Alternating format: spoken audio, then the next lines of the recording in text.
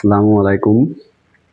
নবম ও দশম শ্রেণীর শিক্ষার্থী বন্ধুরা, আজকে আমি তোমাদের গণসংখ্যা নিবেশন সারণী শিখব। কিভাবে গণসংখ্যা নিবেশন সারণী করতে হয়।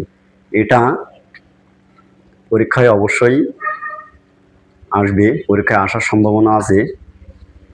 তাহলে শুরু করা যাক। এখানে উপাত্ত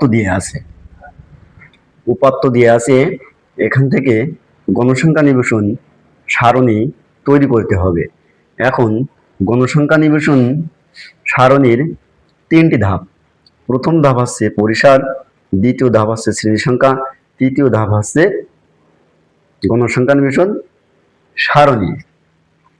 পরিসরের সূত্র সর্বোচ্চ সংখ্যা মাইনাস সর্বনিম্ন সংখ্যা যোগ 1।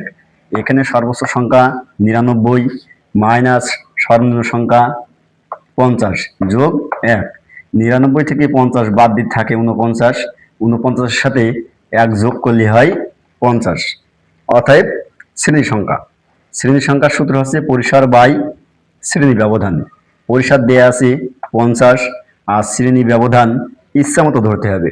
তোমার যেটা ভালো লাগে সেটা তুমি ধরতে পারবা, তবে পরিসর যত বেশি হবে শ্রেণী ব্যবধান তত বেশি ধরতে হবে। তাহলে হচ্ছে এখানে ঘরের সংখ্যা একটু কম হবে।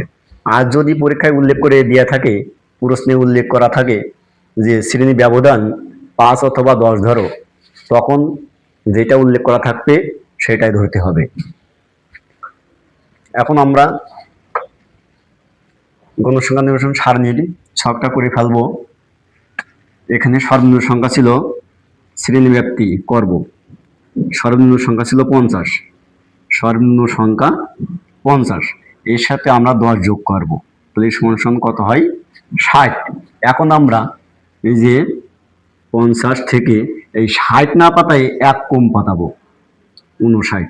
তাইলে এখানে কি হবে 60 থেকে এর সাথে 10 যোগ করব, তাহলে হচ্ছে 69।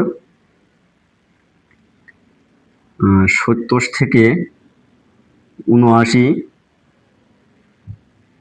আর 80 থেকে 89 আর এখানে 90 থেকে 99। খুব সহজে আমার শ্রেণী ব্যাপ্তিটা করে ফেললাম। সবসময় মনে রাখতে হবে শ্রেণী ব্যাপ্তি করার সময় সর্বনিম্ন